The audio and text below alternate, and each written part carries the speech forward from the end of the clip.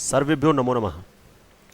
आज हम कक्षा षष्ठी एनसीईआरटी रुचिरा संस्कृत की जो पाठ्यपुस्तक है रुचिरा प्रथमो भागः उसके अष्टमः पाठः सुक्तिस्तबकः पाठ के अभ्यास प्रश्नों को हम आज इस वीडियो में हल करेंगे। सुक्तिस्तबकः अर्थात सुक्तियों का गुच्छा, अच्छे वचनों का समूह, अच्छे वचन उनका समूह। तबकः का मतलब होता है गुच्छा, तो अच्छे वचनों का गुच्छा या समूह। तो आइए प्रश्नोत्तर हम हल करते हैं।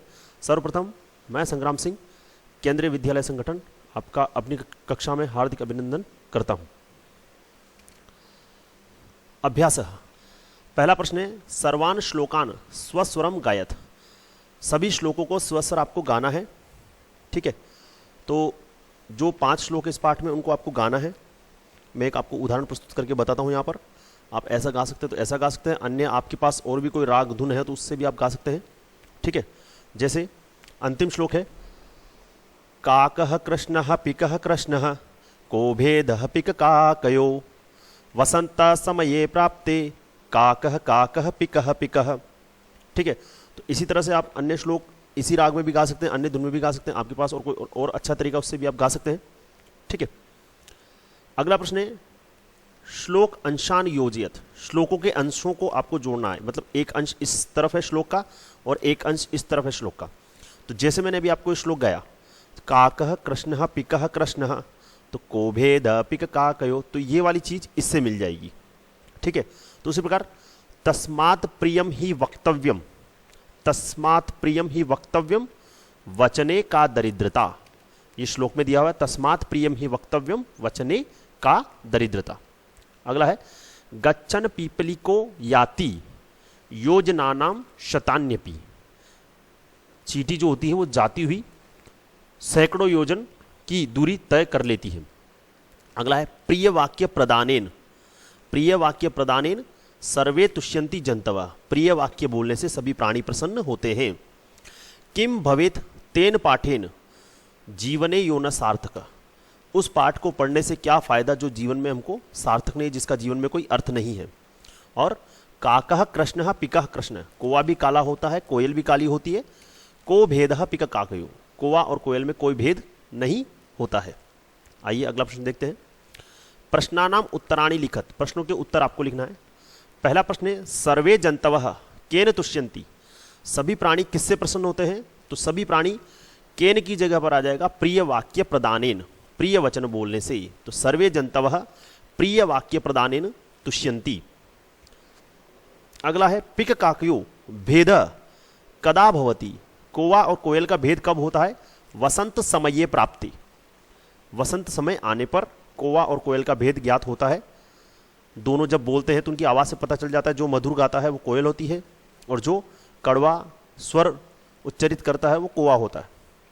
क गच्छन, कौन चलते हुए सैकड़ों योजन की दूरी तय करता है? तो पिपलिकः, चींटी। अस्माभि किम वक्तव्यम, हमें क्या बोलना चाहिए? हमें हमेशा किम की जगह आ जाएगा प्रियम। तो ये इसके उत्तर है। सर्वे जंतवः प्रिय वाक्य प्रदानेन तुष्यन्ति। पिक काकयो भेद वसंत समये भवति। पिपलिकः गच्छन योजनानाम शतान्यपि। ये यहाँ पर शातन्य लिखा हुआ है, ये क्या आएगा? शतान्यपि। ये ऐसा वाला शब्द आएगा। याति। अस्माभि किम वक्तव्यम, अस्माभिः प्रियम वक्तव्यम, ठीक है। अगला प्रश्न, इसमें आपको क्या करना है? उचित कथनानाम समक्षम। उचित कथन है, जो सही कथन है, जो सही सेंटेंस है, उसके आगे आपको आम हाँ लिखना है। आम का मतलब हाँ, इंग्लिश में यस।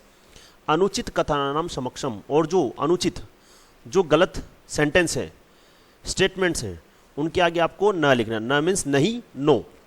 तो काकः कृष्णः न भवति, कौवा काला नहीं होता है। नहीं, कौवा काला ही होता है। तो यहां पर क्या आएगा? न। ये क्या आ गया आपके? न। अस्माभि प्रियम वक्तव्यम, यस, हमें प्रिय बोलना चाहिए। वसंत समये पिक काकयो भेद भवति। वसंत के समय में कौवा और कोयल का भेद ज्ञात होता है, होता है। वेनतेय पशु अस्ति। वेनतेय जो बाज होता है, ईगल होता है, वो पशु होता है, नहीं, वो पक्षी होता है। वचने दरिद्रता न कर्तव्या। वचन बोलने में, अच्छे वचन बोलने में हमें कंजूसी नहीं करना चाहिए। तो राइट है। तो यहां पर आएगा पहले में न, दूसरे में आम, तीसरे में आम, चौथे में न, पांचवें में आम, ठीक है। अगला प्रश्न, मंजूषातः, ये मंजूषा है, आपकी पेटी है, सूटकेस है, उसमें से आपके मतलब ऑप्शन है आपके पास, उसमें से समानार्थक, समानार्थक मतलब सेम मीनिंग, जैसे वचने, वचने का जो अर्थ होता है वो इन पांचों में से चूज करना है कि इनका अर्थ समान है, उनको आपको चूज करके लिखना है। जैसे ग्रंथे, ग्रंथ में, कोकिलः, कोयल, गरुड़ः, गरुड़, ईगल, परिश्रमेण, परिश्रम से, कथने, कथन के द्वारा, वचन के द्वारा, तो ये सॉरी वचन में, वचन के द्वारा नहीं, वचन में, तो वचने व कथन में, तो यहां पर क्या आ जाएगा, पहले का कथने, ठीक है। वेनते, वेनते का मतलब गरुड़, दूसरे में आ जाएगा गरुड़।